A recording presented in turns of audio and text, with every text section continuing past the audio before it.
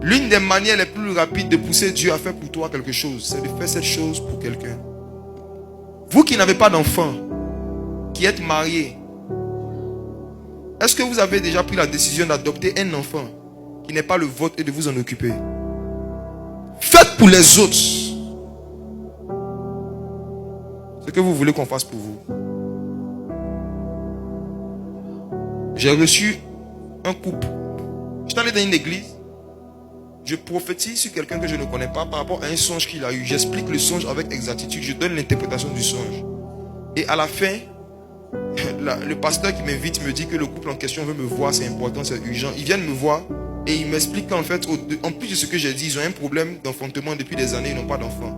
Et l'Esprit du Seigneur me dit, ils n'ont pas d'enfant parce que le monsieur voulait adopter un enfant. Et la femme a dit non, elle veut son propre enfant. Elle a dit, il faut d'abord qu'elle ait son propre enfant. Et après quoi, ils adopteront. À cause de ce cœur et de cette mentalité, le Seigneur a fermé ses entrailles. Car c'est la loi et les prophètes.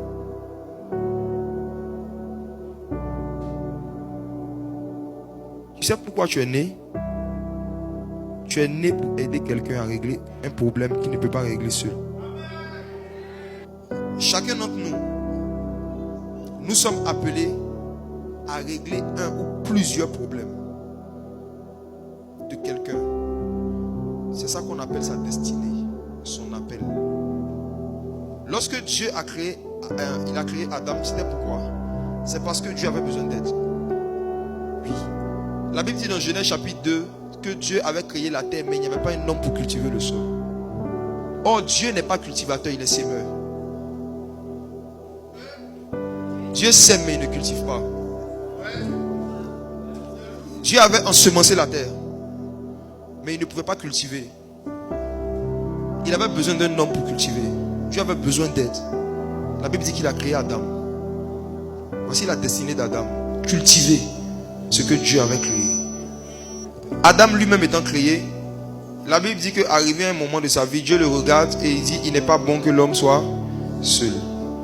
Et il n'a pas dit, je lui donnerai une épouse. Le mariage n'est pas la solution à la solitude. Il dit, je lui donnerai une aide. Si tu te maries avec quelqu'un qui ne t'aide pas, tu vas te sentir seul.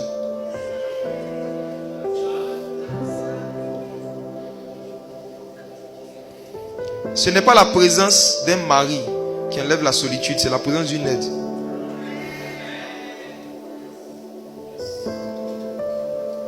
Vous les célibataires qui voulez vous marier, vouloir se marier, c'est vouloir aider quelqu'un.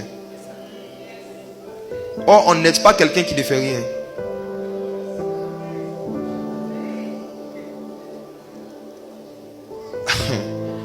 Avant de prendre la décision d'épouser quelqu'un, regardez, est-ce qu'il a une mission, une vision et des choses à faire. Les chômeurs et les paresseux n'ont pas le temps de tomber. Jésus prêchait un jour et il dit, il n'y a pas de plus grand amour que de donner sa vie pour les gens. Ça fait plus d'un an que certains de mes fils dans la foi au niveau du Gabon, parce qu'on a une communauté à Libreville.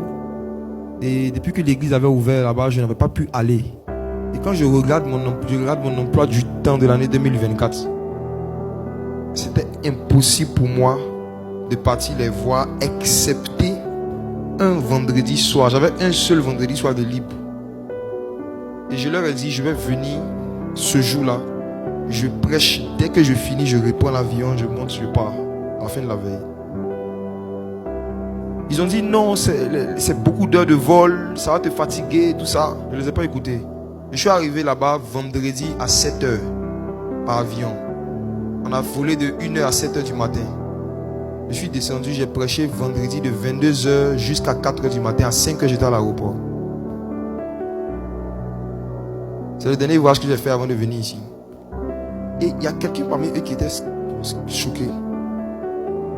Il dit que les hommes de Dieu que lui il a connus, qui va l'accepter de faire ça, c'est qu'ils ont une jet privé. Parce que tu vas pas aller te taper la queue en classe éco. 4 heures d'attente, après tu montes dans l'avion, 5 heures de vol, tu descends, les bagages, tout ça, 24 heures. Et il m'a demandé pourquoi j'ai fait ça. Je lui ai dit que si tu parles comme ça, c'est que toi, tu n'aurais jamais accepté de faire ça. Le niveau de sacrifice que tu seras prêt à faire pour des frères et sœurs dépend de ton niveau de connaissance de l'amour de Dieu. On ne reconnaît pas quelqu'un qui aime Dieu en fonction des cantiques qu'il chante, en fonction des heures qu'il passe dans la prière. On reconnaît quelqu'un qui aime Dieu en fonction des sacrifices qu'il fait. C'est pas un sacrifice que Jésus nous a sauvés. C'est pas un sacrifice que Dieu a décidé de ne plus détruire la terre. C'est pas des sacrifices que les hommes d'autrefois communiaient avec Dieu. Et jusqu'à aujourd'hui, il n'y a rien de surnaturel et de constant qui se passe dans la vie d'un chrétien s'il ne fait pas de sacrifice. Jésus s'est sacrifié pour nous sauver. Il s'est sacrifié pour nous purifier de nos péchés. Maintenant, nous devons nous sacrifier pour rester en communion avec le Saint-Esprit. Frères et sœurs, ma prière c'est que si tu étais dans le cas de ceux qui se persuadaient d'être justes et qui ne faisaient aucun cas des autres, qui ne faisaient aucun, vous ne faites aucun sacrifice pour personne. Vous vivez pour vous-même. La plupart de vos sujets de prière, la plupart des choses qui vous angoissent vous concernent. La plupart des choses qui vous préoccupent vous concernent. La plupart des choses qui vous tiennent à cœur vous concernent votre vie, votre mariage. Jésus a dit quand vous priez, dites notre Père qui es aux cieux, que ton nom soit sanctifié, ton, pas mon nom. Que ton règne vienne, pas mon règne. Que ta volonté soit faite, pas ma volonté. Vous allez voir que dans les premières phrases de cette prière, c'est ton, ta. Jésus est en train d'apprendre qu'est-ce qu'il faut faire pour ne pas tâtonner. Vous comprenez? Quand vous ne voulez pas tâtonner, quand vous priez, il faut qu'il y ait beaucoup de ton, ta. Maintenant, si au contraire, la plupart de vos sujets de prière, c'est mon mariage, ma voiture, ma carrière, maman.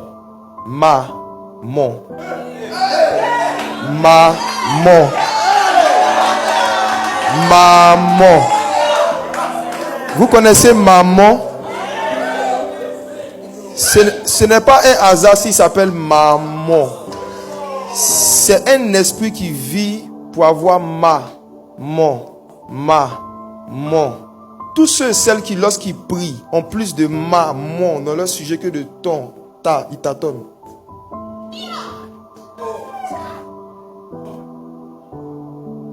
Vous aimez la parole de Dieu?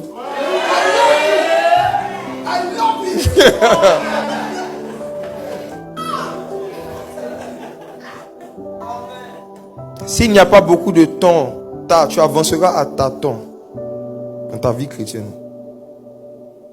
Celui qui veut sauver sa vie la perdra.